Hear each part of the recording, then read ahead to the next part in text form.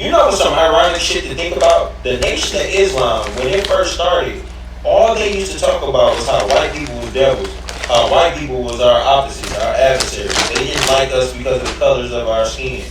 They didn't care about the contents of our character, but they just didn't like us because we existed. Just for then Malcolm X to do his own investigation and find out that Elijah Muhammad was funding the whole Nation of Islam from a rich white man in Texas who sold oil. Ain't that ironic that the same people that you said that are devils, you can't do no business with, they hate our gut, is the same person that paid for your multiple homes, your multiple cars, your multiple apartments, your multiple mosques in different states. Like, hold on, so you telling me a rich white man who sold oil in Texas was funding the whole Nation of Islam, and before Malcolm X can get it out and make it public for everybody to really know at the time in the 60s, y'all killed that man before he exposed y'all hand, because y'all was spreading rhetoric to the black community while it was a white man funding the whole fucking organization the whole time.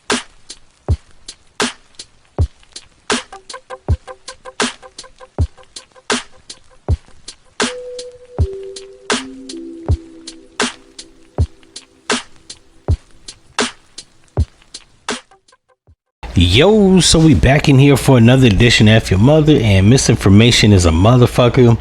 Things should be put in context, but this younger generation is too stupid to put things into context. He looks like he's about 27 to 32 years old. He's missing the context. The Honorable Elijah Muhammad didn't say white people were the devil. Neither did Louis Farrakhan.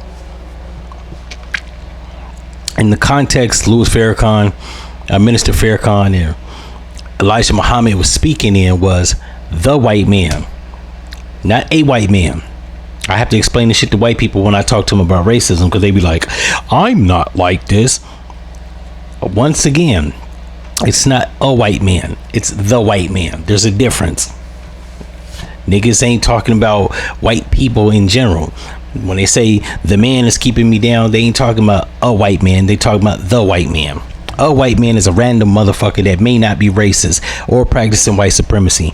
The white man is the white man that is racist in a position of power, whether at your job, in politics, the police, we can keep going, the military, entertainment.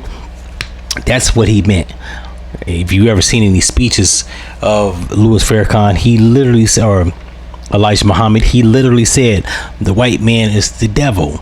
He wasn't talking about the random white man, he was talking about the racist white man. There's a difference, but people like to not make the distinction. They like to conflate the two. Now, this coming from white people, I kind of understand. When it comes from black people, you sound misguided and stupid as hell, like you ain't did no research. Even in the what is it, The Final Call, I think it's called The Final Call. Even in the newsletter, The Final Call, Louis Farrakhan, the Nation of Islam, and even Elijah Muhammad specified racist white people. When people are trying to like peg this man to be some type of fraud, Elijah Muhammad actually was biracial. His father was a white man. What the fuck are we talking about? His father was a Caucasian. His mom was a black woman. He never hid that fact. It was public record then. People just don't do their research, so they like to, like 90 years later, try to catch the Nation of Islam in a gotcha moment. Not only that, you don't gotta like a motherfucker to do business with him. And even if he did spread the rhetoric that white people were the devil, how better to know the inner mechanics and the inner workings of white people and their maliciousness and their vitriol, but doing business with people. When you do business with people, you actually get to see on who they really are, right?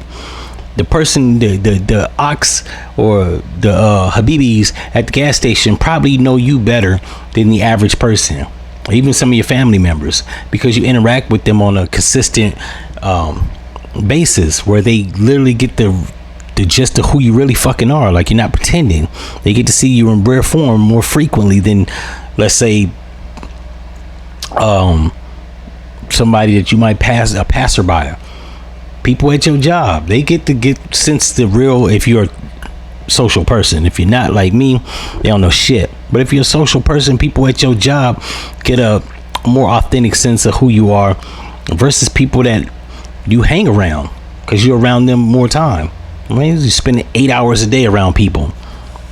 So yeah, this is stupid because not only that, his businesses were public record. He was doing business. Elijah Muhammad had several businesses that funded the Nation of Islam. It wasn't a white man giving him money for the nation. It sounds stupid. Man had everything from grocery stores to, I want to say, insurance companies, automotive mechanic shops. Like, he actually did real world business. So he might have actually done business with this white man. I don't know in what capacity. Neither does this nigga. He just claiming that, oh, he gave him money. Yeah, but for what? Did you read the invoice? Did you read the records? It might have been for something that had something to do with his business. And because it was 19, I'm thinking like 30s or 40s. There are certain things that white people had that black people needed. So if I went into business, there's a high probability that I might have done business with a person that wasn't black. He doesn't go on to say if the dude sold oil was racist. So why the fuck would I not do business with people that aren't racist, that have something that I might need? It's a time where black people were literally at the mercies of white people, because white people, right, while they didn't invent the industrial revolution or industrial era, they heralded, they were operating it, they were the gatekeepers of it. If I need to steal from my mechanic shop and parts and shit, I gotta go to a white man. Can't go to another nigga. So this whole rhetoric is stupid, and it's ironic to him because he's a moron. I'm just gonna put that out there, sir. Sometimes it behooves you not to do investigation of things that you haven't investigated. Thus, your brain might overheat. But this is a TikTok video, so I expect nothing less. In any event, if you like this video, like, comment, and subscribe, and I'm out.